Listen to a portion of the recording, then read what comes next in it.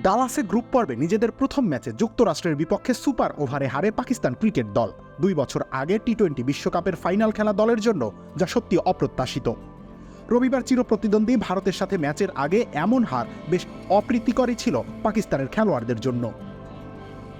পাওয়ার প্লের শুরুতেই খেই হারিয়ে ম্যাচে পেছনে পড়ে যায় পাকিস্তান। মোহাম্মদ রিজওয়ান ও ফাকার জামান দুজনেই বাউন্ডারি হাঁকিয়ে নিজেদের ইনিংস শুরু করলেও দ্রুত সাজঘরে ফেরত যান।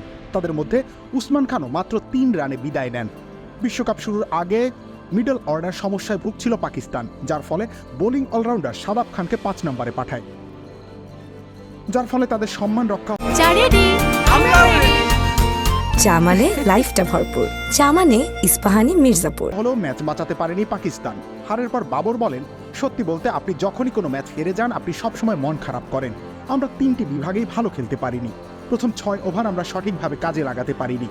10 ওভারের পর আমরা ম্যাচে গতি পাই, তবে আরবারও উইকেট হারানোর ফলে আমরা তা হারিয়ে ফেলি। ম্যাচ সম্পর্কে তিনি আরও বলেন, প্রথম 6 ওভারে বল সুইং করছিল ও থেমে থেমে আসছিল। বল পুরনো হয়ে যাওয়ার পর উইকেটের ভিন্ন রূপ দেখা গিয়েছে, এটা কিছুটা সেটেলড হয়েছে।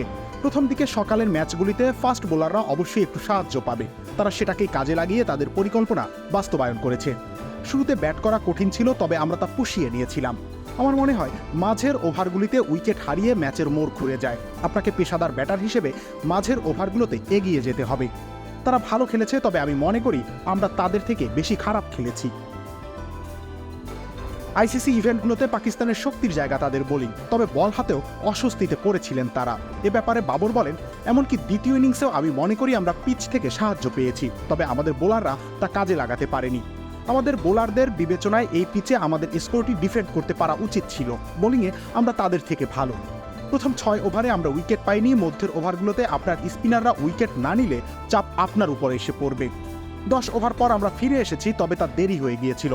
সুপার ওভারে তারা যেভাবে খেলা শেষ করেছে, আমার মনে হয় তার কৃতিত্ব যুক্তরাষ্ট্রকে দেয়াই উচিত। এমন অপ্রত্যাশিত হার পাকিস্তান দলের জন্য নতুন নয়। অস্ট্রেলিয়ার শেষ বিশ্বকাপেও জিম্বাবুয়ের কাছে তারা একটি ম্যাচ হেরেছিল। এমন হারে বাবর আরও বলেন, আপনি সর্বদা সেরা প্রস্তুতি নিয়ে বিশ্বকাপে আসেন। আপনি যদি কোনো দলের বিরুদ্ধে আপনার পরিকল্পনা বাস্তবায়ন না করেন, তাহলে যে দলই হোক না কেন আপনাকে তারা হারাতে সক্ষম। আমরা দল হিসেবে আমাদের পরিকল্পনা বাস্তবায়ন করতে পারিনি। রবিউল ইসলাম রানী, খেলা 71।